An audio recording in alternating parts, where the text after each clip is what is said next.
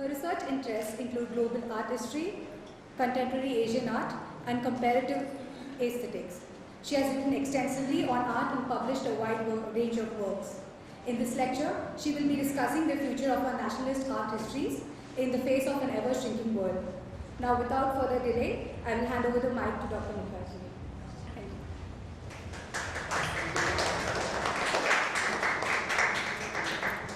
Thank you. Before I begin, let me open the PowerPoint.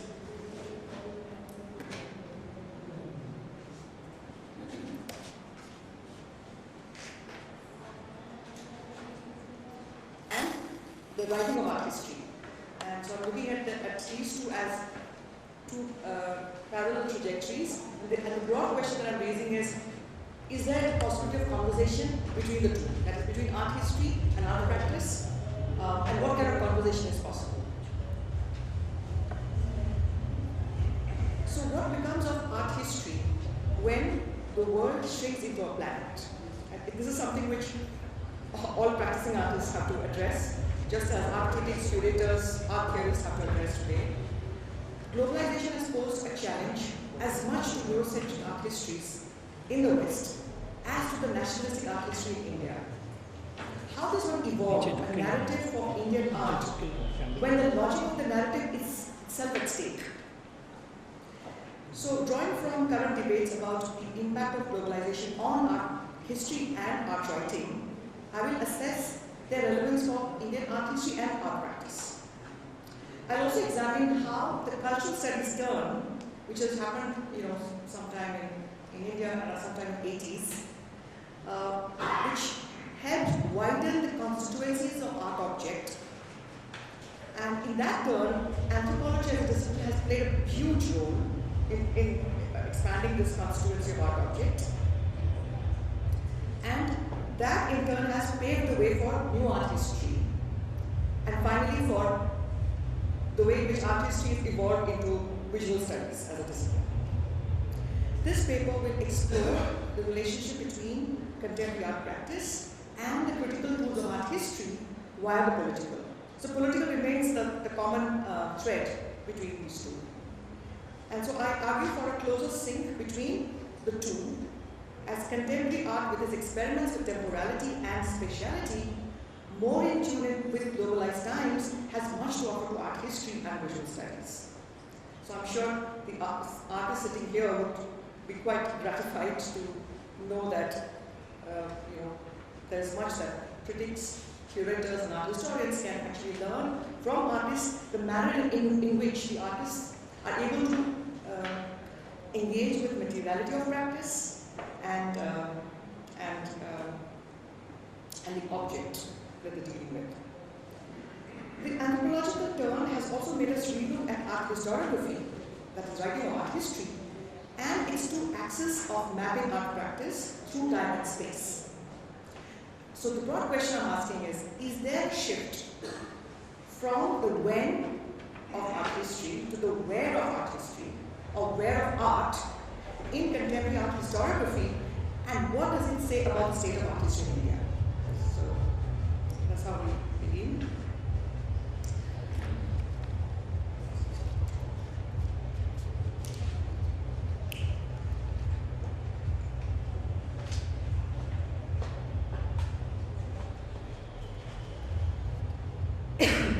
So art history, as most of you would know, is a product of European Enlightenment and imperialism at once.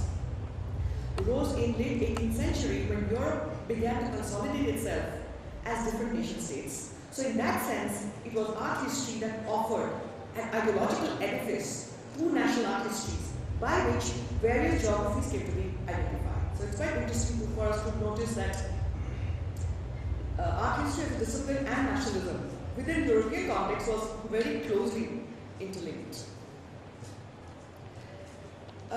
When art history did travel to India by mid-19th century under the aegis of colonialism, an important fact, it entered India with a civilizing mission to reform native tastes in art and culture through the establishment of art schools. And JJ School of Art, which is right here. We're also familiar with debates around the presence and absence of fine arts as a category in Indian art. Once the cultural nationalists were able to establish, with the help of fellow Orientalists, I have in mind Aruna, Tagore, E.B. Howell, and so on, that not only did fine arts have a long past, hoary past, but this past needed to be judged to a culturally specific yardstick, that an important move towards decolonizing art historiography was made by the imposing figure of Aruna. And I've placed this, one of my favorite quotations from Kumaraswamy's writing, where Kumaraswamy is kind of fashioning himself after, like, with his ideas. He says, I want to serve not merely India but humanity, and to be absolutely universal as possible, like the Avalokiteshvara. So more slides. This is another favorite photograph of mine, of Kumaraswamy, where he's dressing himself almost as a performative act, as a rasika, as an aesthetician. One is very curious to know what is the painting that he's looking at. Probably it's Kamba miniature, probably. Then just briefly about the colonial critics of Indian art. For example, George Birdwood, who wrote this very famous book, Industrial Art of India. George Birdwood had great regard for Indian crafts, but when it came to the category of fine arts, he had very serious reservations. And in fact, he held this view: the monstrous shape of the Puranic deities are unsuitable for the higher forms of artistic representation, and this is probably why sculpture and painting are unknown as fine arts in India. So there's one more adverse comment. Unfortunately today, George Birdwood is quite famous for his very adverse comments that he's been writing about Indian, rather than major contribution that he's done in the field of craft. So this is another notorious comment that he made, where he had the temerity to compare this very, very sublime image of Buddha, the preaching Buddha, to a suet pudding. When he says, one might as reasonably rave over algebraical symbols as examples of fine art. This senseless similitude, in its immemorial fixed pose, is nothing more than an uninspiring brazen image vacuously squinting down. A boiled suet pudding would serve equally well as a symbol of passionless purity and serenity of soul. And of course, from this point, of course, the entire term of debate was going to change, because Kumaraswamy would intervene and he would fashion himself as one of the most influential champions of not just Indian art, Asian art. And the crux of the issue at that time was converging around the question of naturalism. And in fact, I've always been very curious to explore the interrelationship between nationalism and naturalism. So if naturalism was a convenient yardstick with its inbuilt chronology to condemn Indian art for its anatomical inaccuracies used by the colonial art critics like George Birdwood, transcendentalism emerged as an alternative model which informed the nationalistic narrative of writing art history, and where Kumaraswamy is at the forefront. The upshot of this move was that religion became an overarching frame to view all facets of Indian art, and Indian nation state a prism through which all the cultural practices could be assessed. What was overlooked was that the current geographical boundary of India was itself a historical formation and had little validity for earlier historical periods that were far more transcultural, transregional, connected through trade, religion, and of course wars. Today it is time to rethink narrative strategies of art historiography, where contemporary global condition blurs national boundaries as the world connects to trade, migration of people, goods, images, ideas, and art practice imagines the world differently through the virtual space of the internet and the mobility of the artists, curators, and so on. Today, the very task of representation, central to art writing and art practice, is itself under scrutiny. Just as art history in the West passed through the disciplinary crisis, this was around maybe around 1970s, when elitism of art history, like formalism as a methodology, came under scrutiny, and politics of representation was foregrounded around gender, sexuality, and class, art history in India experienced a similar convergence around the close of the 20th century. was literally a time lag. In the case of the latter, which is Indian art history, it was the elitism of Indian art history with its strong Brahminical bias that had invited contention from the new art historians. I'm going to give you a brief history of art history as a discipline. I'll start with this very rare photograph I was able to get from Francine. It's an art history class which is taking place as early as 1925. The first time Department of Art History was set up in India, it was in Shanti by none other than Stella Kramish, who was invited by Rabindranath Tagore to come from Vienna and set up the department. And it's quite interesting to notice that at this early stage, art practice and art history went hand in hand.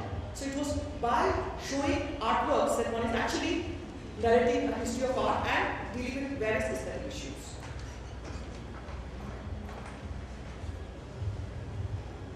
So now there will be a jump cut to the 1980s moment, which I'll be focusing on. So I'll take you to such a scenario in the 1980s in Baroda when art practice revealed a different dynamics and declared its disjunction with an earlier practice, while art theory lagged behind and could not quite fit into the contemporary space. And that was the time when I had joined as an MA student. In terms of art practice, artists who have now come to be known as the Baroda Narrative School posed a compelling critique of Eurocentric internationalism, and they began to engage with the local within a cosmopolitan framework. So in place of grand narratives of nationalist allegories, like made by, say, Nandalal Bose and so on, artists fashioned fractured tales that broke up linearity of narration, and in a preliminary sense, addressed the question of public sphere. This was quite unprecedented, both in terms of depiction, that is where you have protagonists who are marked by class identity, as never before, as well as terms of address. That is the way in which viewing public was also imagined. Out of sync with its times was the discipline of art history that was still uncritically lumbering under the colonial and nationalist legacy of connoisseurship, stylistic analysis, search for Indianness, and rare masterpieces. The Hegelian imperative of tracing art across history as a story of progress, compounded by Kumaraswamy transcendentalism, continued to impel the discipline forward. While art writing on contemporary art was getting contestatory, in which Geeta Kapoor's Place for People, 1981, marked a very significant intervention, art history was taught in historicism and remained insular from radical developments in social sciences, especially linguistics, cultural anthropology, philosophy, and so on.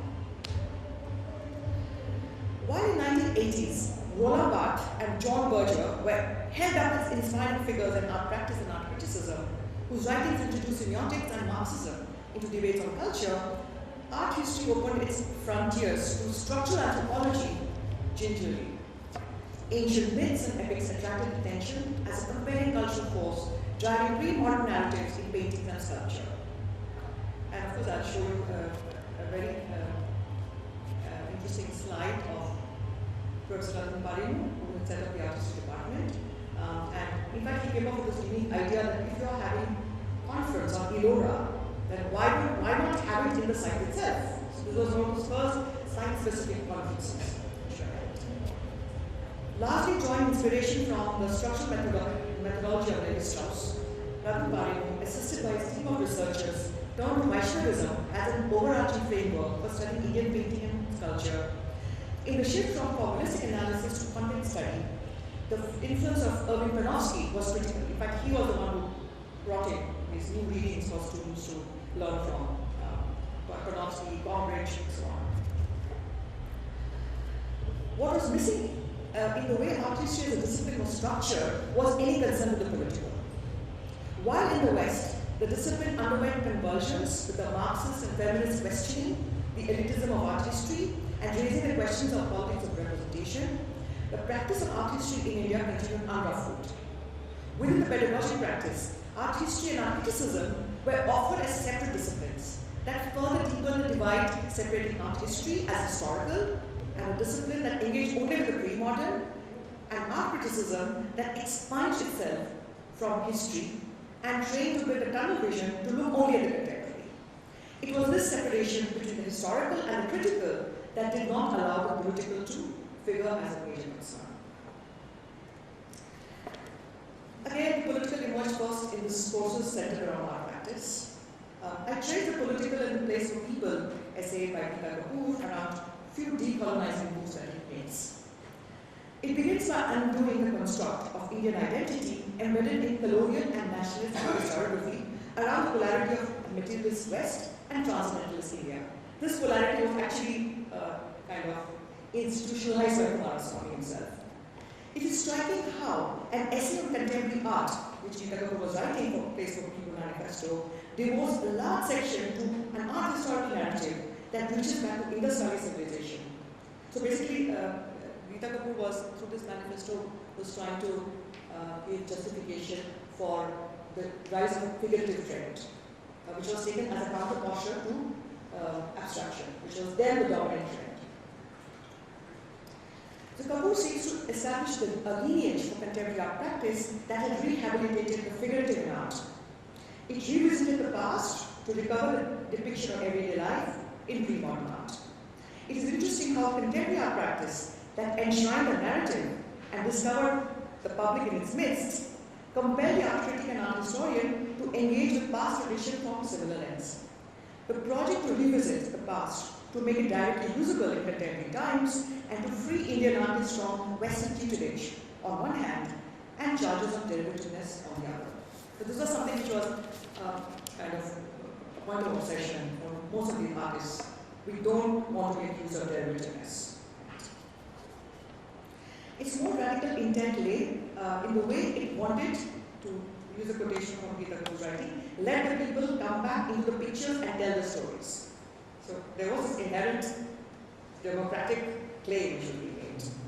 Realizing that the political cannot inhere only in allowing people to enter the frame of paintings and be confined to the subject matter, Geeta Kapoor invokes Herbert Marcuse, one of the Marxists, and his notion of affirmative culture, which is not directed at the role of the art gallery system and the market as agent of affirmation, but more on reflection of the elite class that she and the artists who are part of the Place for People belong to.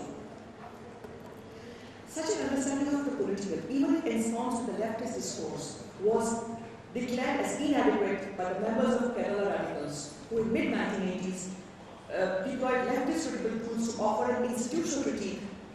And this was the first time that there was a coherent institutional critique, which was offered by the artists who were part of this Kerala radical. In fact, they went on challenging the establishment itself, saying that what about your nexus with the art world, with the art market? In their manifesto, they underlined the word praxis, a very Marxist term, praxis, as a key word while challenging the art world and questioning the easy coexistence of leftist discourse and the elitism of the art public. The commodification of art and its complicity with capitalist economy was condemned, and search for alternative space for art practice was sought out by them. Okay, so this is, this should have come earlier. So it's just an example of this new figuration trend, which was part of this Place for People. Just have two examples of Bhupendra Thakur's work and Ghulam Sheikh, where for the first time they're really looking at their own locale, their own contemporary moment, which becomes part of subject matter. I'm not going back to some nationalist allegories, some civilizational myths coming from the past. And so in the sense, this kind of resonates with what Geeta Kapoor was claiming, let the people enter the painting. So it's really about the people. Now artists are painting in the name of those people. The 1990s was also a decade of discovering alliance of post-structuralism, post-colonialism, and cultural studies, when exchanges across the departments of English studies and art history were energizing debates and giving rise to cross-disciplinary conversation that led to a sense of disciplinary crisis. These debates grew out of an increasing discomfort with the framework of art history that could scarcely explain the field of the visual in our time. I still remember when I was faculty in art art history department, Baroda, one of our students wanted to work on Amartya Katha, storybooks, as a subject matter for MA dissertation. And there was strong opposition from the old guard, saying that how can you treat that as legitimate subject matter for research? A number of conferences were organized on the themes of politics of representation, gender, sexuality, that strongly registered dissatisfaction with the state of art history that had celebrated a humanist and politically neutral position. So this is not a book promotional gesture, I'm just placing it within that time frame when this book came out. It was clear that the given disciplinary framework was inadequate in accommodating interrogations of the discipline itself. That's when the term new art history began to gain currency, despite our discomfort with the term new and its market-savvy implications of novelty. When the discipline undertakes an interrogation of its own tools and methodology and underlines its theoretical inadequacy, it marks a shift from both colonial and nationalist legacies. Emerging from out of similar dissatisfaction with conventional art history was the inception of School of Arts and Aesthetics, set up in JNU in 2001. It introduced, in place of art history, visual studies, theatre and performance studies, and later cinema studies. Visual studies formally spelled the demise of the nomenclature art history or history of art. Given its grounding in the anthropological definition of art, inclusion of aesthetics in the naming of the school had periodically come to the scanner for its implication for high art. I remember when I first joined the School of Arts and Aesthetics, which is part of JNU, which you know is a very staunchly Marxist institution. Even today, these are the questions which are always raised at our school. Why are you using the term aesthetics for your nomenclature? Isn't that too elitist? And isn't it a bit of a misfit within JNU universal system? And I, at that time, of course, the book which I would always show them was Jean Rancier's Politics of Aesthetics, saying that there is nothing more political than aesthetics if you redefine aesthetics in terms of everyday practices. And who decides what is visible and not visible is itself a political question. So, in all the three fields, nationalist histories have been problematized, and it has instead focused on popular visual culture, public sphere, institutional frameworks for art, museum studies, minor arts, Dalit visual culture, photography, and the relationship with cinema and performance traditions. It's just a slide of one of the conferences which happened at our school, celebrating 100 years of Indian cinema. So in the West, the theme of globalization has powerfully captured the imagination of many leading art historians and curators, and it has compelled many to envisage the end of hegemony of the canons of Western art history. I'll just quote from the curators of the global contemporary, Fokers and Paramores. They say, with the upheavals coming in the wake of globalization and its attendant movement of past 20 years, the era has witnessed the prevalence of Western canons in art history has come to a close. A global contemporary of diverse origins has taken its place. It has not only given credence to multiple modernisms. Now this has become one of the most fashionable catchphrases. Wherever you go, people are talking about multiple modernisms, plurality of modernisms and so on, which have existed in different parts of the world, but also provincialized the master art historical narrative and its Euro-American provenance as originary. As far as the contemporary art scene is concerned, it has spawned the recognition of global contemporary and opened doors to the discourse of multiculturalism to enter art writing. And I cannot think of a more appropriate book to talk about than James Elkin's Stories of Art, which encapsulates one such moment in his attempt to counter Eurocentrism in Western art history. However, Elkins articulates the challenge posed by multiculturalism to art history as how to write art history outside the narrative framework. Can art history that discounts the narrative still be considered as art history? This is the question that we ask. Art history in the narrative mode privileges the linear format and hence risks creating hierarchies, when temporality becomes a more important axis than spatiality. When we question Eurocentric art histories like E.H. Gombrich's The Story of Art, I remember we were taught from that school as an undergraduate, and we often used to wonder, what is the story of art? Is there only one story of art? What about the other stories of art which have not received attention? So, if we question Eurocentric art histories like E. H. Combridge's story of art or underrepresentation of non-Western art histories, the same critical gaze has to be directed at Indian art histories, which is no less exempt from the wrath of the internal others, the subalterns in various registers along the axis of gender, class, caste, region, religion, sexuality. So you have women artists, the regional modernists, women regional modernists, Dalit artists, women Dalit artists, gay and lesbian artists, and the list continues. These social groups hardly found any space within the Nehruvian socialist paradigm and the overarching frame of the national model. In the 1990s, the sheer complexity of identity politics unleashed by postmodernism in the West was related with the tyranny of the temporal, and space then was offered as a vector far more accommodating of cultural difference. So there was this kind of a, I would say today, a certain conceptual utopia that yes, what if we shift our attention from one vector to the other, from temporality to spatiality, maybe, artists will be much more democratic, more inclusive.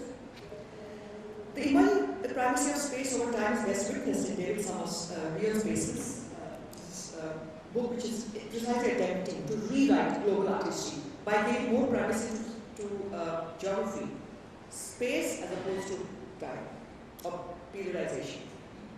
From a post-colonial perspective, is it possible to bypass the temporal and privilege the spatial register to rewrite history of art in India? Is space any less hierarchical than time? To give an example of the historical narrative on Indian art, let me turn to Geeta Kapoor's phenomenal work, Where Was Modernism? Will its rewriting in terms of where was modernism redress its politics of representation?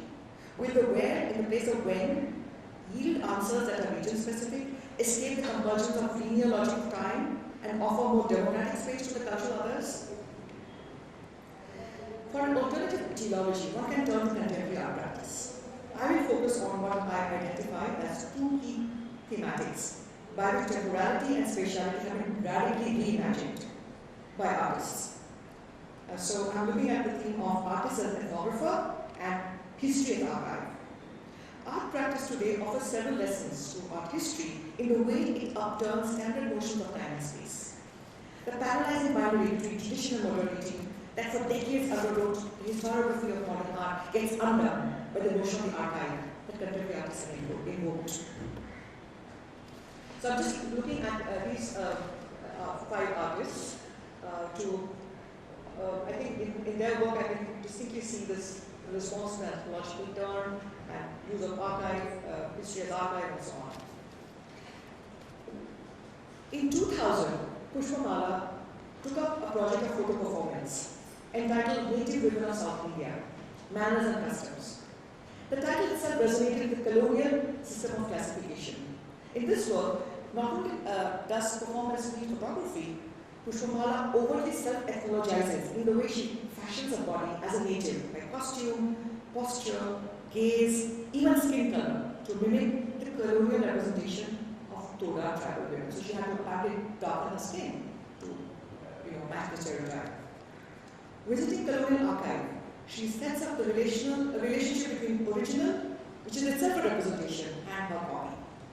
The real subject of photographs become, in this sense, artist's critical scrutiny of the anthropological gaze. For Pushpamala, the only way to undo the logic of the anthropological gaze is by inhabiting the space of a native, staging a confrontation with the colonial gaze, and excessively submitting to it.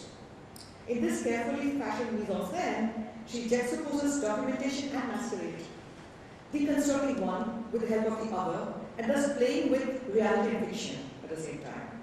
And her stress on South Indian women also questions the imagination governing the national modern, which had no truck with the regional specificity.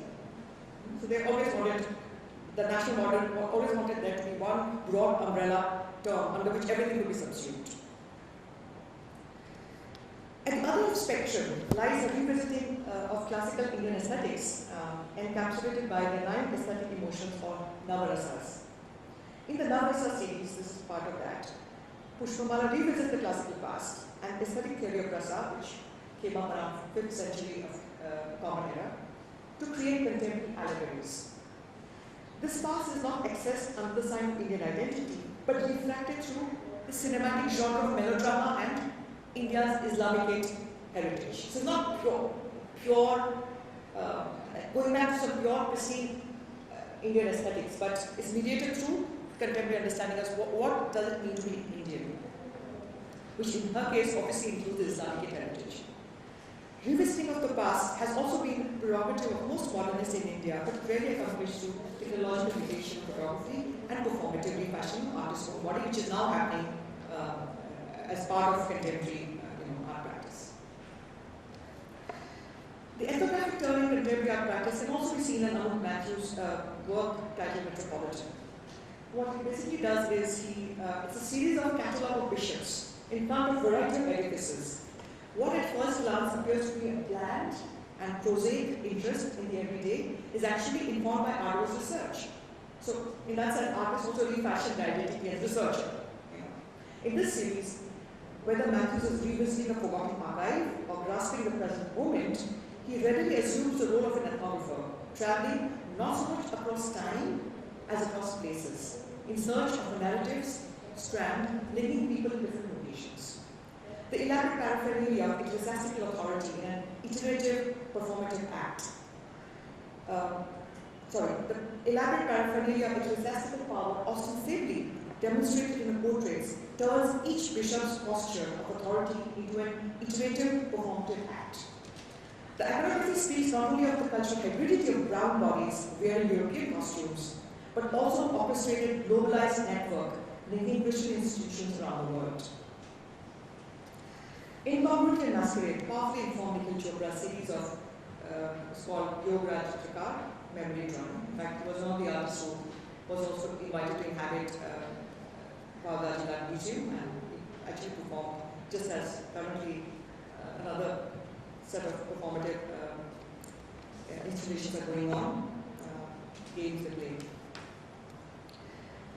The photographic stills capture live performances through which a fictional character of artist creation enters into everyday, performing daily activities as washing, eating, cleaning, shaving, dressing. That's what he did here.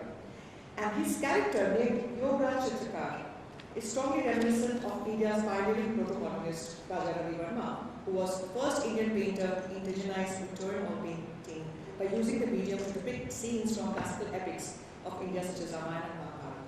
Chitrakar, the term itself, is a nomenclature usually reserved for a village artist.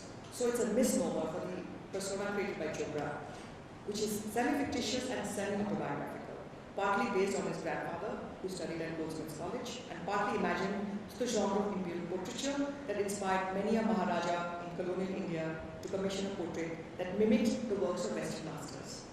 So mimicry for Chopra becomes a ploy not only to bring to life contemporary flaneur, but also to create deliberate disjunction between time and place. As we follow the journey of an anachronistic painter Chitrakar across different geographies and identities. So here, kind of cross-dresses in front of a drawing which is based on New York skyline, and here is dressed as a Persian, as somebody from the Middle East, declining gesture across a kind of a marine scene, maybe Constantinople. So each geography takes the form of a backdrop against which the artist poses. So Chopra posits anachronism as a creative way of complicating temporality by mixing up the axis of time and space and usurping what was earlier the prerogative of a European explorer. Likewise, the Reserve Army by Raks Media Collective destabilizes temporality through archive. Paying tribute to India's modernist sculptor Raki Karbej, the Raks Media Collective set up their dialogue through discourse and artwork, creating yet another form of entangled temporality. Their discourses constituted of excerpts of Yaksha and Yakshi, a semi-divine guardians from Mahabharata. So this is by Raki Karbej, which actually flanks the Reserve Bank of India, main entrance in New Delhi, and they actually set up a conversation between their artwork and Raki Karbej's work, which was made in the 40s. Traditionally, Yaksha and Yakshi were guardians of wealth who were notorious for asking difficult questions, to travelers to protect hidden treasure. When Ramkinkar was commissioned to make public sculpture to adorn the portals of the Reserve Bank of India, in the first decade of formation of Indian Republic, he chose the monumental images of Yaksha and Yakshi. These two iconic images are taken by Rux Media Collective as two gigantic questions, frozen in stone. The question they ask is, how is money to be buried, and to what purpose? So I'm just going to sketch an imaginary conversation with the legendary Yaksha that moves backwards and forwards in time. So they get this opening question from Aruna from Mahabharata. And so this is how the conversation happens. Yaksha, who asks in Sanskrit, Vrita katam syat purusha. When is a man as good as dead? So Yudhishthira answers, Vrito daridra purusha. A poor man is a dead man. Yaksha, what is more precious than gold? As worthless as a scrap of paper, heavier than stone, faster than the wind, slower than a turtle, lighter than a feather, as deadly as poison and as welcome as a blessing. Rux answer, a banknote. Because it can be valuable and worthless, because it can be sluggish and volatile, because it can weigh you down with debt or set you free, because it can kill you or save you, because it can kill you by saving you. Yaksha, when money talks, who listens? Rux, the blind hear, the deaf hear, the blind see, the wise man goes mad, the mad woman goes to her senses, misers become poets, artists become mathematicians, thieves pray, holy men babble, and so on. In response to Ramkinkar Bej's Yaksha Yakshi, the collective created a fiberglass version of the same, ornamenting them with garlands, made up of notes, and barbed wire waistband. Substituting stone with fiberglass and sand, they bring down the size to human scale and take them off the pedestals. As they multiply in number and march as flows, you can see the swing in the background, almost leading to infinity. With their traditional role of asking difficult questions gets lost in exuberance and euphoria, and they become mere instruments for guarding the flow of money, capital. Stating a close proximity of the sacred and the profane, the mythical and the word of capital, they not only fuse temporalities but hollow out claims of golden past and dreams of utopia. And this is another example by Jagannath Panda. It's a huge globe over which is pasted cuttings from newspaper, arranged in a particular way. So it almost seems as if the words are in motion, moving across political boundaries. I mean, referring to this interlinked word to information technology and so on.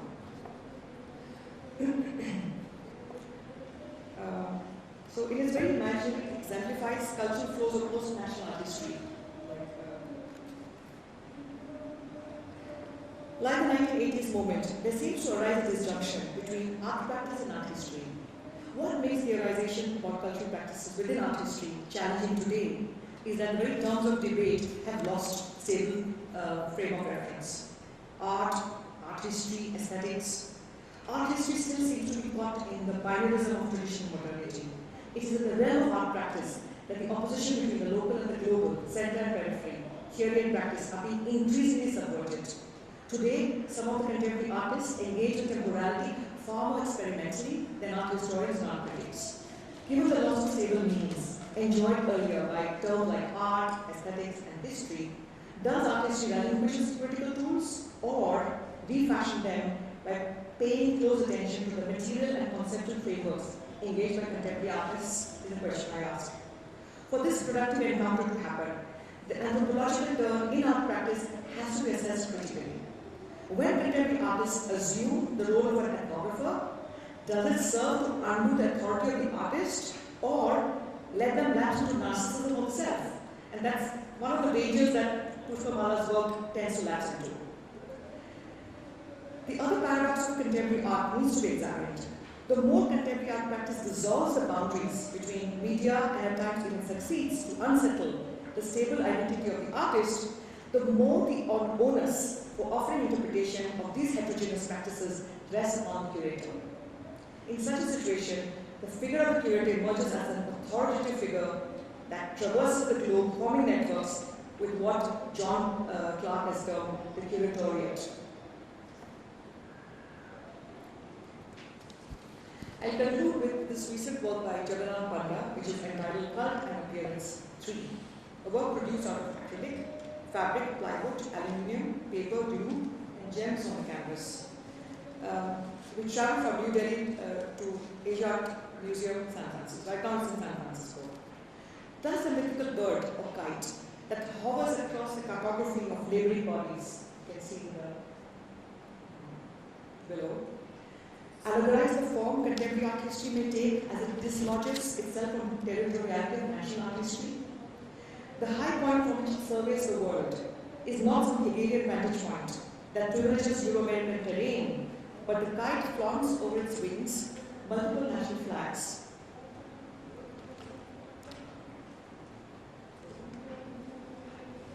We have multiple national flags.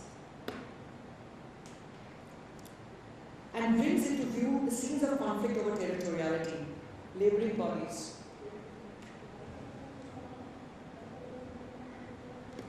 and incomplete bridges. Perhaps the bridge that needs to be built between contemporary art practice and art theory. Thank you.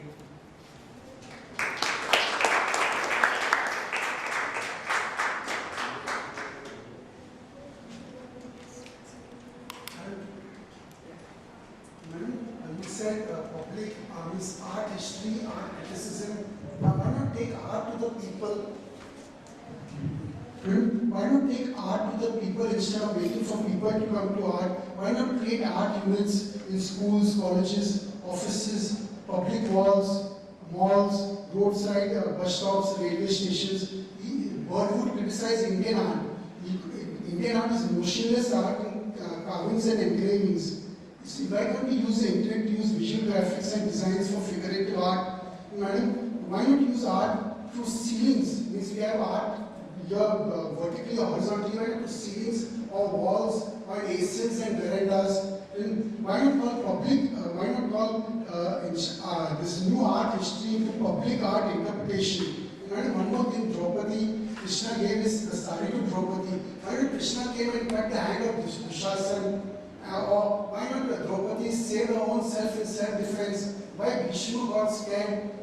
Bhishma and Vipachana got scared because of killing them when they heard a woman naked. He should have killed them. Why they got quiet? Thank you. Well, you raised a range of broad issues. I don't know how to answer them. But returning to your first question, where you are suggesting that art should be actually taken to the public. Of course, this is something which has been done right from early period, even when there was this whole mural movement, mural painting movement. Subramanian, so many artists have started doing it. It can be traced back to Shantiniketan. But the whole point was to make meaningful in the life of community. So it's not contemporary artists are aspiring to it. It has a long history. And I feel that what is even more meaningful would be to restructure the way in which our primary school education is, and then make art meaningful right from that stage. Because to say that just by taking art to the public, that will have an illuminating kind of edifying effect on the public, because art also comes with this discourse. So it's not just by looking at everything that you understand. There's a kind of corresponding context discourse framework within which art makes sense. So that kind of art pedagogy has to start from early on. And I think some moves are being made, especially NCERT has taken this very admirable step of offering art history as one of the options for class 11 and 12. So these are good steps which are being taken. Anybody else, any questions? Comments?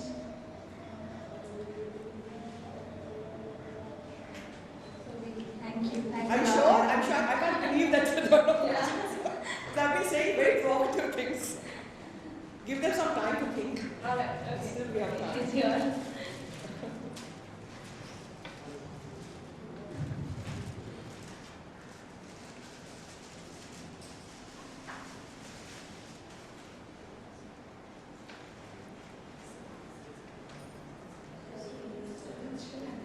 Yeah, our students, yes. Before your students think of something more profound to say. I was thinking, we're talking about art history and art practice and the role it plays in the canon and making. What about the role of museums and what should we be thinking about in terms of curating and doing museums in India and shows in India? How do we start to, I'm sure the media is a great model for what they're doing here, but how do we encourage more and more museums to take part in this whole discourse? Yeah, in fact, one of the ways in which contemporary art is responding to the need to take art to the public is, I think, through art fairs. And there was a time when one was thinking only in terms of Biennale, and so when the art fairs actually came up in Delhi, all of us were hugely skeptical, and we all were very, condescending towards it, saying that this is like, so crass, and they have been installed, and some of these artworks are not curated. But just going by the enormous response from the public, can you imagine each year almost, for 3 days, there's a footfall of 1,75,000 people, something which has to be taken note of. So after that, we completely gave up the snobbery that was surrounding his rejection. And it's an important, how do I say, ethnographic phenomenon which we have to attend to. And of course, BDL has done very, very admirable work by opening its doors to contemporary artists. And there's this conversation between, in that sense, very productive conversation between tradition and contemporaneity, which the current show is also addressing. I think that's. Otherwise, our museums are kind of defunct spaces. National Museum, NGMA is okay, fine, but National Museum, there only recently it has come to life because they have invited curators to use their collection and kind of rehang these works with curatorial theme, which has kind of made that whole place much more vibrant. But ordinarily, these are almost kind of very dead spaces. And because study of museums is not taken very seriously as a discipline. Again, it all depends on what job prospects these artists have. Experts who actually take up 2-3 years of study, what prospects they have, which will actually attract them. Unless there's no future possibility, what is the point of spending 3-4 years? So everything is interlinked in a sense.